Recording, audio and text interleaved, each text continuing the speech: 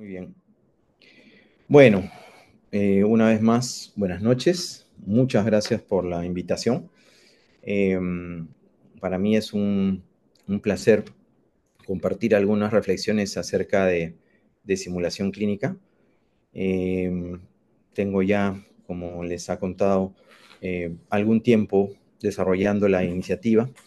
Eh, de pronto de las instituciones que primero hicimos simulación. Y en el camino hemos ido adquiriendo algo de experiencia, recorriendo un camino complejo, pero que nos ha permitido reconocer algunas fortalezas y debilidades y ser capaces de transmitir esto a través de la red, por ejemplo, y, cómo no, a través de la Federación Latinoamericana, de la cual soy miembro también. Entonces, nada, me pidieron esta ponencia y bueno, con mucho gusto vamos a compartir algunas reflexiones acerca de la simulación como una intervención educativa. Empecemos de pronto pensando un poquito qué tienen en común la aviación comercial, eh, una, una planta nuclear y la medicina. Probablemente se le venga a la cabeza una gran cantidad de gente involucrada o afectada con aciertos y errores, ¿cierto? Tenemos a la aviación que moviliza a cientos de miles de personas diariamente y cuya afectación podría efectivamente involucrar a mucha gente, ¿no? Tenemos el manejo de la energía nuclear en plantas cuyos problemas, más que beneficios, los beneficios hasta ahora no nos quedan tan claros, más allá de la defensa y cosas subalternas, los problemas en plantas podrían afectar a muchísimas personas, ¿no? Y la medicina, que en términos de cantidad de encuentros médicos, también ocupa a muchísimas personas diariamente, cada hora, cada minuto, seguramente hay alguien en algún tipo de atención, ya sea en consultorio o en áreas de hospitalización. Esto en términos de ocupación, digamos, y en términos de riesgo, mmm, no sé si les viene también a la mente algo parecido. Seguramente la energía nuclear a la cabeza, con una potencial afectación y daño terrible en términos de espacio y de cantidad de gente, de haber problemas, ¿no? La aviación comercial, como no, cada avión conteniendo a cientos de personas. Y la medicina también podría estar ahí. En términos de cantidad y de ocupación podría, pero es tan riesgosa como podríamos sospechar o de repente la estamos subdimensionando.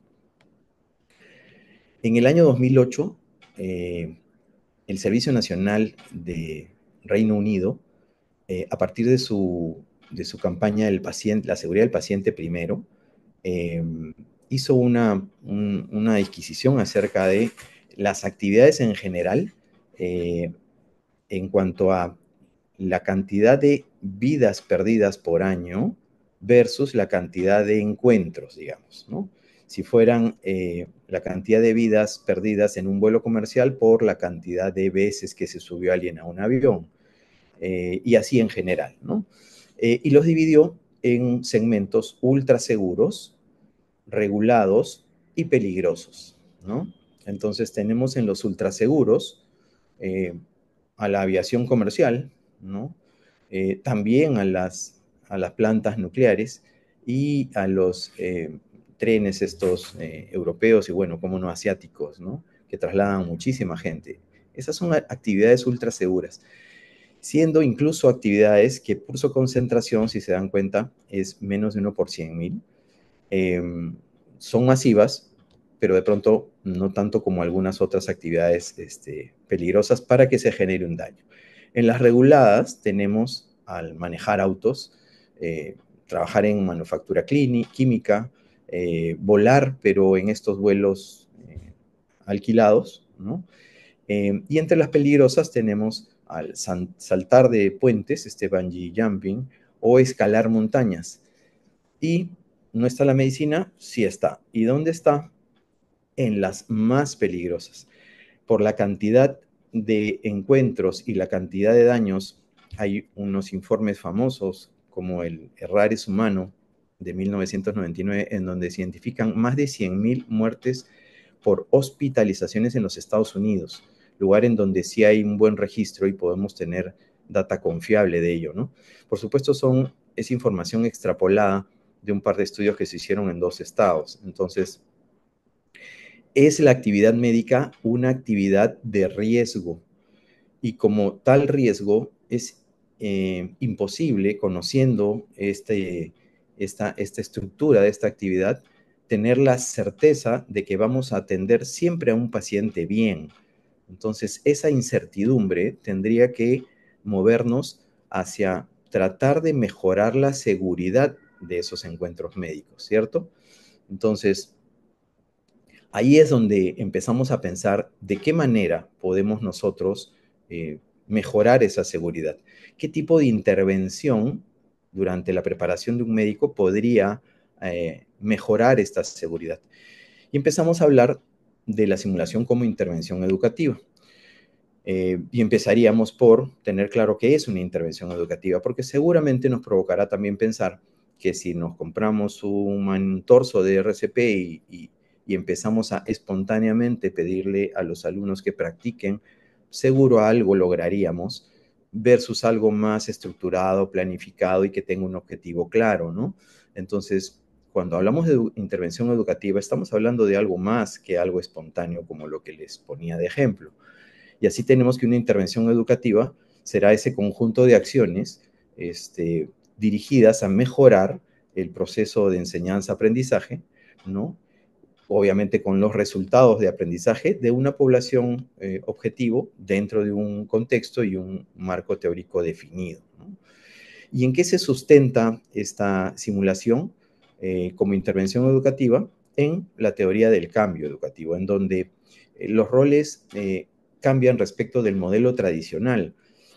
Ustedes son muy jóvenes para haber vivido esto, pero probablemente hayan leído algo al respecto. En el modelo tradicional, el rol del docente era un rol de instructor, de transmitir conocimientos, ¿no? Y eso, de acuerdo a la teoría del cambio educativo, según el modelo actual o moderno que le llaman, el docente pasa a ser un facilitador y nos va de alguna manera a llevar en ese camino de la construcción del conocimiento. No pierdan de vista ese término de construcción porque es algo que probablemente sigamos repitiendo. Y ese mismo docente que en ese modelo tradicional era el protagonista, le deja el espacio al estudiante, que es el nuevo protagonista, y es algo así como el eje o el centro en torno al cual giran todo este tipo de intervenciones educativas.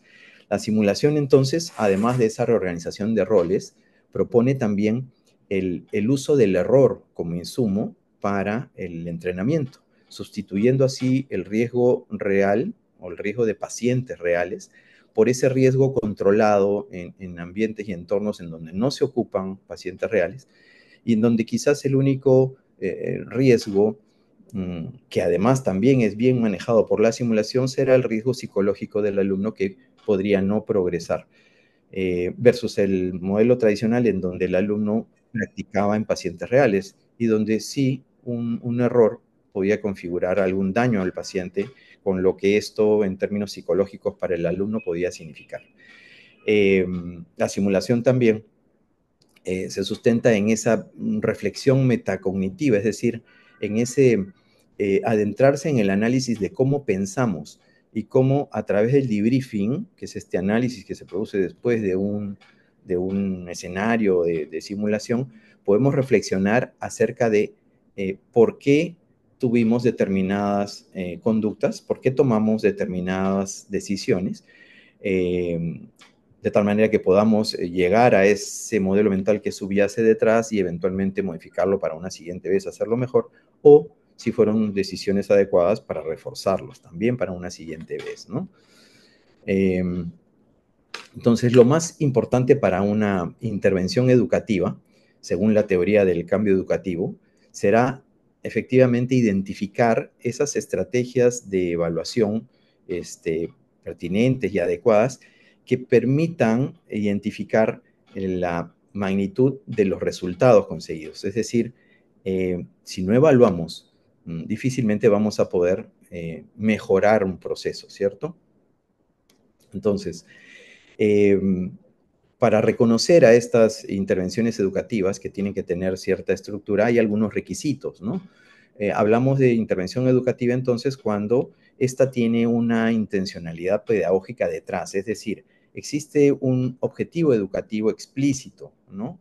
Que ya sean adquisición de habilidades, ya sea cambio de conductas, ¿no? Habilidades de pronto no técnicas.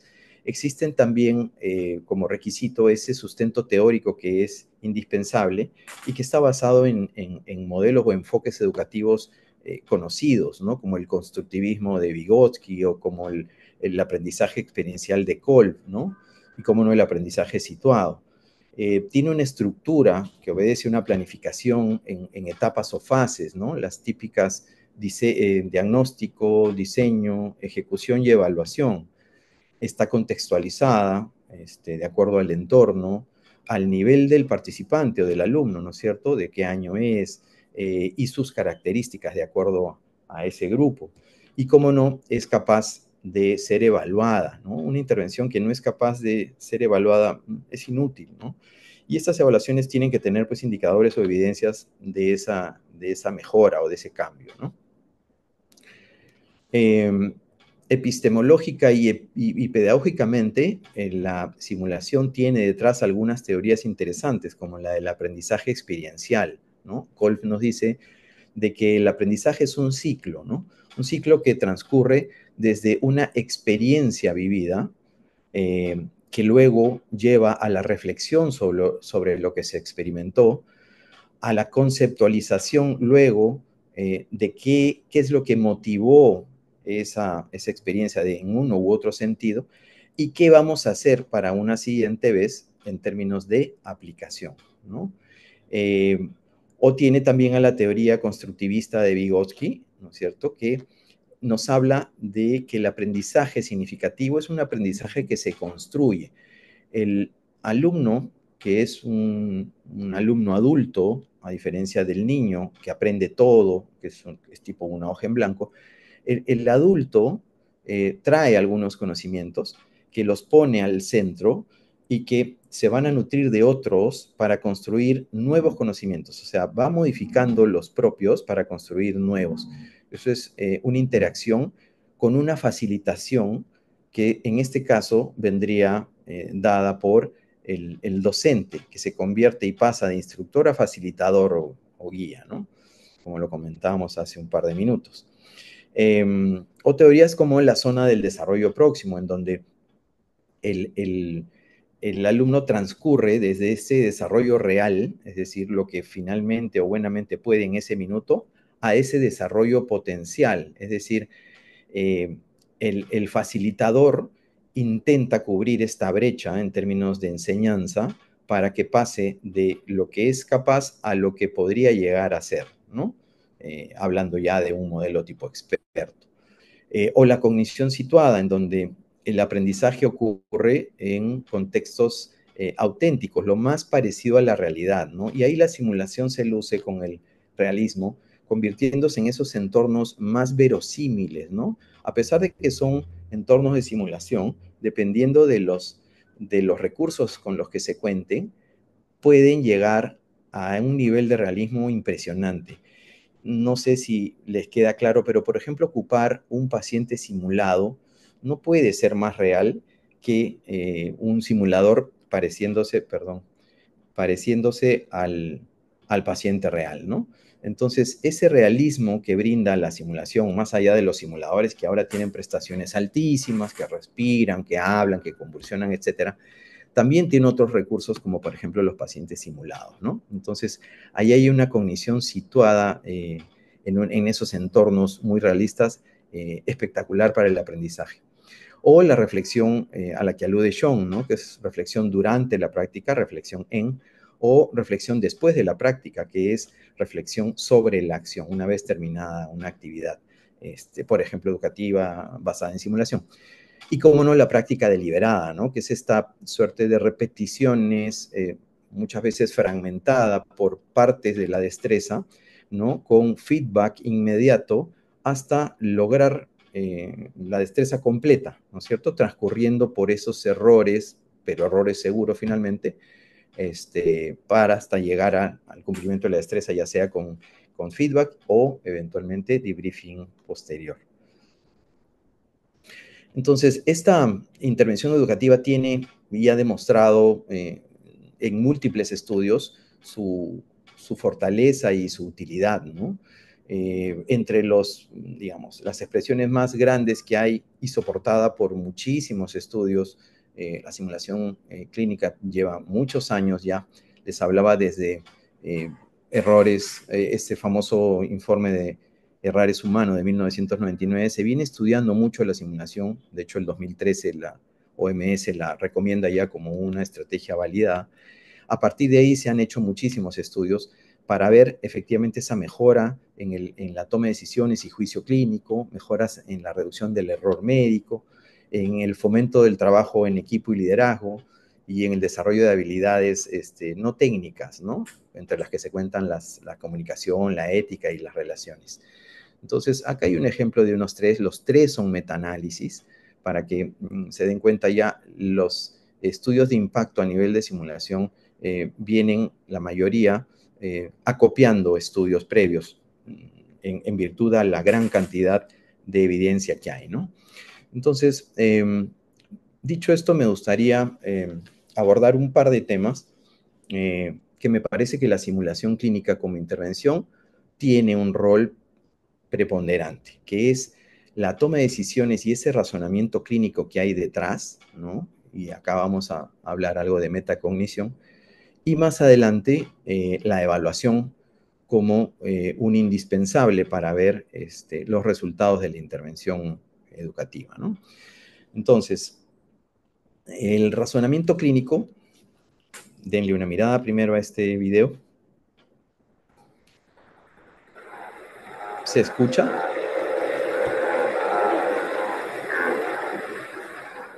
En realidad hay solo sonidos, no hay palabras, pero...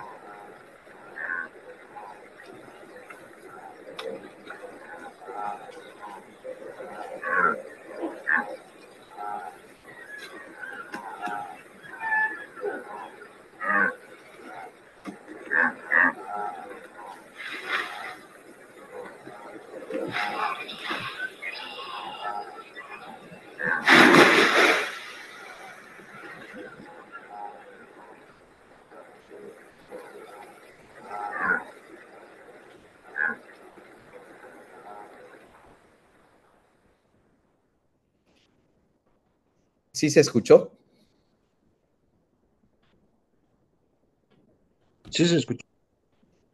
Excelente. Bueno, ahí vieron cómo, digamos, estos animales de alguna forma pues toman una decisión primero basado en lo que piensan, luego basado en lo que quieren demostrar, ¿no? Y cómo uno es capaz, luego de una experiencia, de cambiar de forma de pensar, ¿no? El segundo, o el que queda, digamos, que originalmente pensaba que no era un cocodrilo, luego termina pensando en que sí lo es. Y el que viene, viene incrédulo también. Entonces, existen una serie de, digamos, de variables que van a hacer que tomemos una u otra decisión en el camino diagnóstico y en el camino de manejo de pacientes. Y ahí vamos a hablar de un par de sistemas, ¿no? Un sistema intuitivo y un sistema racional. Eh, y esta es una cita, bueno, famosa de Bob Samples, que nos dice, la mente intuitiva es un regalo sagrado y la mente racional es un fiel sirviente. Esto es una apología a cómo uno podría tomar decisiones intuitivas solamente, eh, no dejando muy bien parado a la mente racional. Y ahora les voy a contar un poquito más. Y ya estamos haciendo de pronto algo de metacognición, compartiendo de qué manera pensamos, cómo es que uno organiza la toma de decisiones y ese razonamiento que hay detrás de esa toma de decisiones, ¿no? Entonces, Nosotros tomamos decisiones en general, y la medicina no está exenta de esto, porque esto aplica para la vida real también, razonando, ¿no es cierto? Entender de qué manera razonamos en la vida y cómo no en la vida clínica es una experiencia metacognitiva, es decir, eh, tener claro y hacer consciente cuál es ese proceso mental que seguimos y utilizamos en cada situación es metacognición. Entonces, al hacerlo estamos teniendo una experiencia metacognitiva.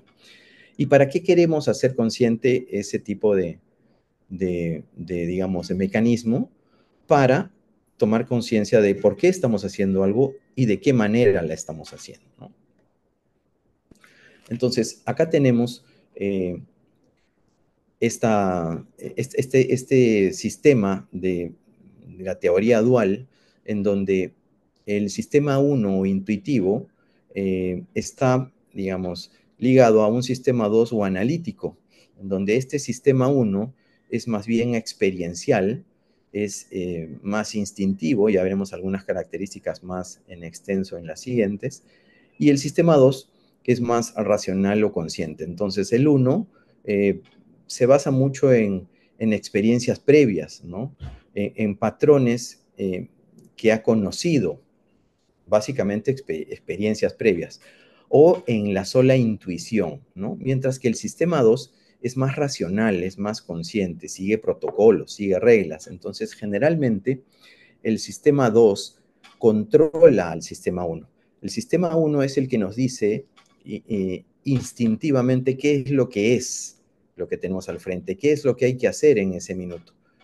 Y acto seguido, entre el sistema 2, que generalmente es una suerte de, vamos a llamarle, doble check o freno para ese sistema 1 que podría haber decidido muy rápidamente, muy medularmente, muy instintivamente, sin reflexionar mucho. Entonces, sistema 1 generalmente controlado por el sistema 2. De hecho, conocer que cuando tomamos decisiones existen estos dos sistemas es un montón. Y estos sistemas pueden estar influenciados por sesgos, ¿no? Sesgos, hay muchos en realidad, por criterios de frecuencia, ¿no? Porque es lo que generalmente pasa, porque es lo que hemos visto hacer cada vez que ha venido un paciente de esta naturaleza.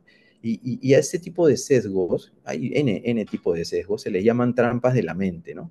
Que no nos dejan avanzar y no nos dejan progresar en esa buena toma de decisiones finalmente, ¿no? Por más racional que seamos.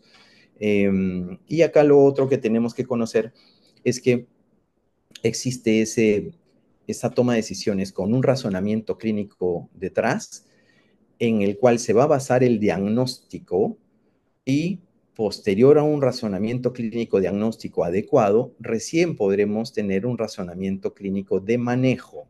Si tenemos un razonamiento clínico diagnóstico inadecuado, pues volcaremos nuestro manejo a un diagnóstico errado y tendremos un fracaso con el paciente, ¿no? Entonces, están interlazados, siendo esta forma de pensar la intuitiva, controlada por la analítica, logrando un diagnóstico inicial a partir de razonamiento para luego pasar a un manejo también con razonamiento detrás, pero secundario a ese diagnóstico. Entonces, cuando tomamos una decisión, tenemos este razonamiento detrás. Y resulta que este razonamiento clínico es una destreza, si no la destreza por excelencia del médico, porque al final nuestra gran labor es identificar los problemas de los pacientes y manejarlos. Resulta que esta destreza no se enseña en la currícula, no existen cursos en las currículas que se dediquen al razonamiento clínico. Existen algunas intervenciones aisladas, pero básicamente está implícito en la práctica, es decir, el razonamiento clínico se desarrolla en el camino, experimentando con pacientes, caminando al lado de un experto y viendo lo que hacer, ¿no? Entonces, es parte del currículo informal, así se llama, que sucede, pero no sabemos exactamente cómo y por qué sucede, ¿no? Está basado, insisto, en tutorías, la propia práctica clínica con algún experto y cosas como esas, pero no está planificado e inserto en un programa curricular. La simulación clínica nos permite abordar este tipo de destreza con algunas estrategias internas propias de la simulación clínica. Es muy útil para ello. Entonces, para redondear conceptos, el sistema 1 o intuitivo es un sistema impulsivo, automático, emocional, no exige mucho esfuerzo, es lo primero que se nos viene a la cabeza, instintivo, ¿no?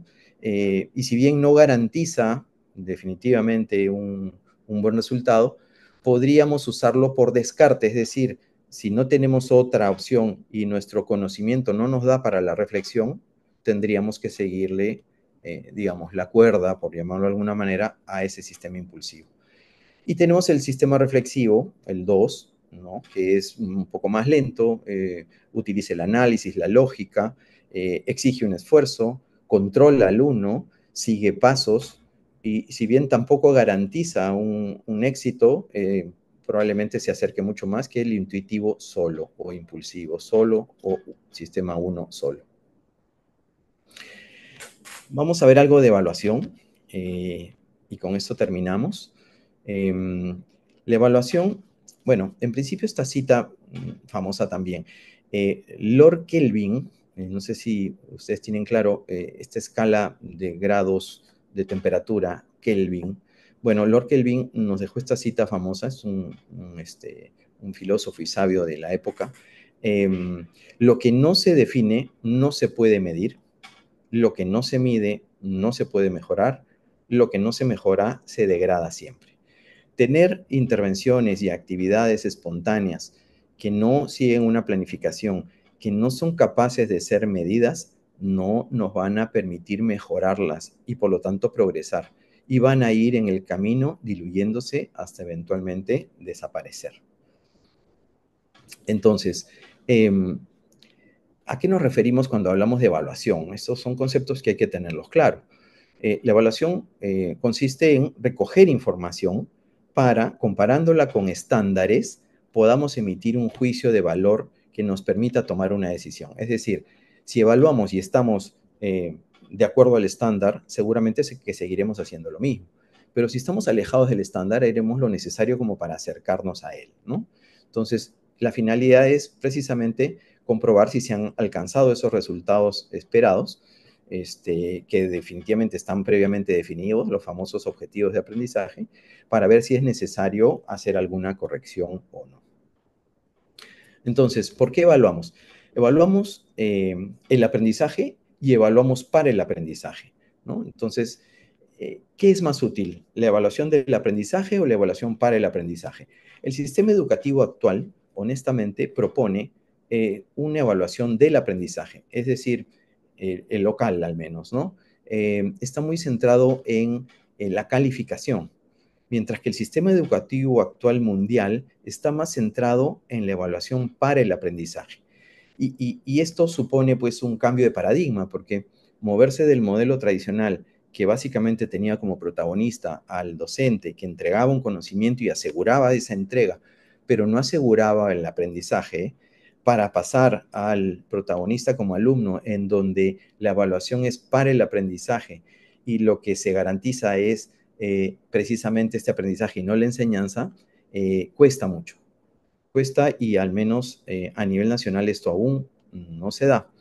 Y para tener un poco más claro, en este cuadro tenemos el propósito de ambas evaluaciones, la función, el momento, ejemplos y el rol del docente, así como su impacto. Y así tenemos que la evaluación del aprendizaje sirve básicamente para verificar logros alcanzados, ¿no es cierto? Tiene una función calificadora o certificadora, es decir, se usa sumativamente. ¿Cuándo se hace? Al final de las actividades típicas. Ahí se pueden utilizar rúbricas sumativas, también se pueden hacer ECOES. Acá el rol del docente es el del evaluador y el impacto es básicamente el aprobar o no un curso, ¿no? Y progresar académicamente, digamos, ¿no? Mientras que la evaluación para el aprendizaje tiene como propósito mejorar ese proceso, más que verificar un logro. Tiene como función el formar es decir, reflexionando y corrigiendo, formar, ¿no? Se hace durante todo el proceso de simulación, y más aún si es seguido de un debriefing. Como ejemplo tenemos las autoevaluaciones o el debriefing reflexivo. Acá el rol del docente es el de facilitador y no del de evaluador o calificador, y el impacto es esa mejora clínica y esa autorregulación que se logra en el camino, ¿no? Solo para que tengan una idea y para que vean de alguna forma cómo estamos ubicados en términos de evaluación del aprendizaje. Miren las escalas de otros países. Esta es una iniciativa del Grupo de Montevideo, en donde evaluaron en ese momento hicieron esta comparación de cómo se puntúan en otros países, ¿no? ¿Qué cosa es excelente, distinguido, bueno, aprobado e insuficiente? Miren la mayoría de escalas, ¿no? Del 1 al 5, del 1 al 10, al 7, al 11. Solo en algunos lugares como nosotros, y por ejemplo el Brasil, se mantienen escalas así de grandes. Sin embargo, esas escalas así de grandes tienen letras, y esas letras agrupan algunas características y definiciones de estos niveles de excelente, distinguido, bueno y aprobado. Nosotros no. Claro, da la impresión de que más de 10 es aprobado y menos de 10 es desaprobado. Algunas universidades ponen arbitrariamente un 13, 13 punto algo, como el aprobado y por debajo desaprobado, pero no hay nada racional detrás. Solo para que tengan una idea de los despropósitos en los cuales todavía seguimos inmersos y no somos capaces de aprobar, o perdón, de avanzar un poco a niveles supremos, en donde básicamente lo que tendríamos que ver es si el alumno logra o no logra, si aprueba o reprueba, ¿no? Y tiene que seguir en el intento, pero siempre por niveles de logro, ¿no? Con escalas como los que están viendo. Acá ustedes no ven 20, salvo en Francia. La mayoría tienen, insisto, escalas más pequeñas. Y muchas de ellas con letras, ¿no? Nivel de logro antes que calificación. ¿Qué evaluamos? Bueno, hay que escoger. Lo que se evalúa no se puede evaluar todo. Y acá nos ayudan los modelos teóricos de Miller y de Kirkpatrick. En el de Miller tenemos, como seguramente ya lo han visto antes, la demostración de destrezas, ¿no? Una vez que uno adquiere los saberes que están en la base, adquiere ese conocimiento de la aplicación del saber, ¿no? Cómo se usa ese saber, lo pone en práctica en escenarios controlados todavía no reales, porque los reales están arriba en el ACE, y eso se hace a través de simulación, ¿no? Y se evalúa cómo con estrategias tipo ECOE, ¿no? Y utilizando la pirámide de Kirkpatrick, acá tenemos básicamente la evaluación del comportamiento, que es el conocimiento aplicado, ¿no? Después de haber pasado por una fase de satisfacción y un conocimiento adquirido, que es testeable también, luego viene la aplicación de ese comportamiento en el nivel 3, ¿no? Entonces, ¿cuál es el propósito de la evaluación? Bueno, es básicamente procurar retroalimentación y hacer consciente al estudiante de su nivel de progreso, ¿no? De su propio aprendizaje, que conozcan sus puntos fuertes y débiles y vean dónde tienen que incidir, ¿no? También el generar espacios de práctica para cubrir esas brechas. Para eso evaluamos, para identificar aquellas brechas alejadas del estándar. También se usan para certificar que estudiantes han alcanzado determinados niveles de logro. También para saber si han alcanzado ese nivel que les permita pasar a un siguiente grado o año, ¿no? O para seleccionar a los mejores candidatos para un determinado programa, o para evaluar y modificar dichos programas en términos de mejoras. Y así tenemos que algunas de ellas serán formativas, otros serán sumativas y algunas también serán de gestión, ¿sí? Para eso evaluamos. ¿Cómo evaluamos? Tenemos ahí algunos tipos de evaluación. Tenemos evaluaciones diagnósticas, que típicamente son de ingreso, evaluaciones formativas, que suceden durante todo el proceso, sumativas, autoevaluación, coevaluación. Luego veremos que esto es parte de la evaluación auténtica, que es un concepto muy interesante. Puede ser cuantitativa, cualitativa, interna o externa. Acá tenemos un cuadro comparativo de la evaluación diagnóstica con la formativa y la sumativa, ¿no? Que evalúa la diagnóstica, conocimientos previos, la formativa, los progresos y las dificultades del progreso, y la sumativa, el resultado del aprendizaje. típicamente la nota o la calificación, ¿no? ¿Cuándo evaluar? La diagnóstica al comienzo, la formativa durante y la sumativa al final. ¿Cómo evaluar? Con preguntas sobre contenidos, la formativa típicamente con ECOES y la sumativa con pruebas que exijan esos conocimientos y puedan certificarlos, ¿no? ¿Para qué evalúan la diagnóstica? Para identificar algo así como el punto de partida, ¿no? Y que sirva para planificar la enseñanza. La formativa para reformular durante el proceso, si es que este fuera necesario, y cubrir esas brechas, ¿no?, que se identifican. Y la sumativa para clasificar, para aprobar y determinar algunos logros. ¿Qué características tiene que tener una buena práctica de evaluación? Bueno, que se alinee constructivamente con los materiales instruccionales, con el sílabo y los objetivos de aprendizaje. Que propongan una evaluación auténtica, y esto me gustaría dejarlo para la siguiente porque tiene toda una connotación muy interesante. Que los criterios sean explícitos y que sean además conocidos y compartidos con los estudiantes. Y acá viene esta parte que es la que más me gusta a mí, que es hacer participar a los estudiantes de esa evaluación y hacerlos adueñarse de ese proceso, ¿no? Y por supuesto para proporcionar feedback. Y esta evaluación auténtica, que me parece una de las cosas más potentes, que es involucrar a los alumnos y comprometerlos, hacerlos corresponsables de su proceso de aprendizaje, que se apropien de ese proceso de aprendizaje, que construyan esos propios criterios de evaluación y que incorporen la reflexión durante ese proceso.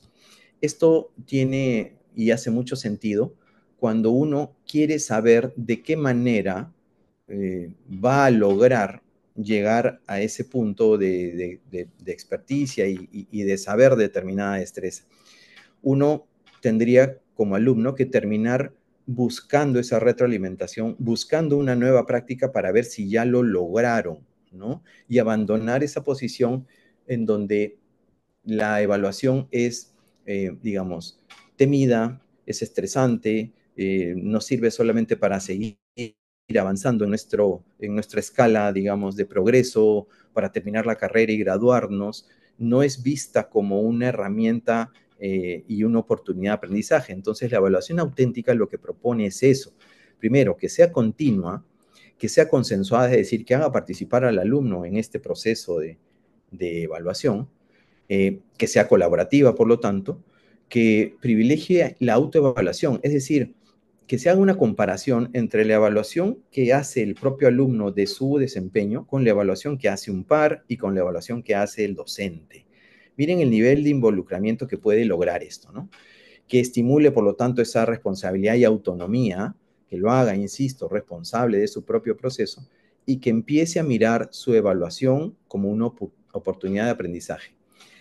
Cuando llegue ese momento, el alumno será el que le toque la puerta al docente y le pida, por favor, evalúame nuevamente, y no estará más bien postergando evaluaciones o exámenes, temiéndole un poco a los resultados, ¿no? Muy bien, y con esto ya vamos terminando. ¿Hacia dónde vamos con la simulación, ¿no? Y en general con la educación. Estamos en la era de la inteligencia artificial, estamos ocupándola, y digo estamos porque efectivamente eh, este camino que les contaba que venimos recorriendo nos ha permitido ya ir incursionando en algunas cosas más, donde por ejemplo estamos empezando a desarrollar casos de escenario con realidad mixta, ¿no? Eh, la realidad mixta es esta que incorpora el entorno, ¿no es cierto?, con la realidad virtual, haciéndola un poquito más amistosa, ¿no? Evitando esta sensación de falta de ubicación espacial cuando uno se mete en uno de estos cascos que no permiten ver ni escuchar nada hacia afuera. Bueno, la mixta sí. Entonces, y a través de unos desarrollos interesantes, propios, con un grupo de desarrolladores, estamos logrando hacer casos, por ejemplo. Estamos ocupando inteligencia artificial para la generación de casos escenario virtuales, tipo paciente o software de paciente virtual, pero a través de inteligencia artificial, o sea, muy a la medida, ¿no? Estamos ocupándola también para dar feedback. Generamos prompts en donde ya lo único que hacemos es incorporar o introducir la rúbrica y, digamos, alimentarla de toda la información de los alumnos conforme van pasando por los ECOES. Y eso nos permite tener feedback estructurados, ¿no? También los escenarios longitudinales. Hemos experimentado guardias, hemos logrado hacer simulaciones continuas en donde simulamos un espacio físico por donde discurren y circulan varios casos distintos, tipo una guardia, ¿no? Lo que podría encontrarse en una guardia, desde pacientes que están hospitalizados y van a seguir hospitalizados y que hay que reportarlos, hasta pacientes que llegan a un tópico, tipo para una sutura, hasta los que llegan en una ambulancia para la unidad de shock trauma, ¿no? Tenemos la suerte de tener una infraestructura que acompaña este tipo de iniciativas y son, la verdad, muy impactantes para los alumnos, ¿no? Simulación en cadáveres. Otra vez, tenemos la suerte de incorporar muchas estrategias distintas. La universidad es pionera no solo en este desarrollo importante en la simulación, sino, por ejemplo, en el embalsamamiento de cadáveres en una sustancia que se llama TIEL, THIEL, por el nombre del creador, ¿no?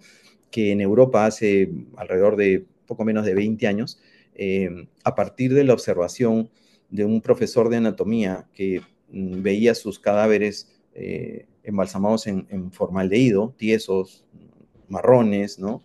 Y los comparaba con su padre, que era curador de jamones, veía cómo las piezas de jamón del padre tenían una mejor conservación que sus cadáveres. Entonces empezó a experimentar con algunos químicos que utilizaban un poco digamos, con lo que maceraban los jamones, y empezó a lograr algo de vitalidad en tejidos, empezó a lograr una mayor flexibilidad en las articulaciones, y este es el momento en el que ya esto es una técnica a nivel mundial, que la verdad es que en Latinoamérica hay, creo que solo en el Brasil, y solo uno, y bueno, nosotros ya lo tenemos también, y estamos haciendo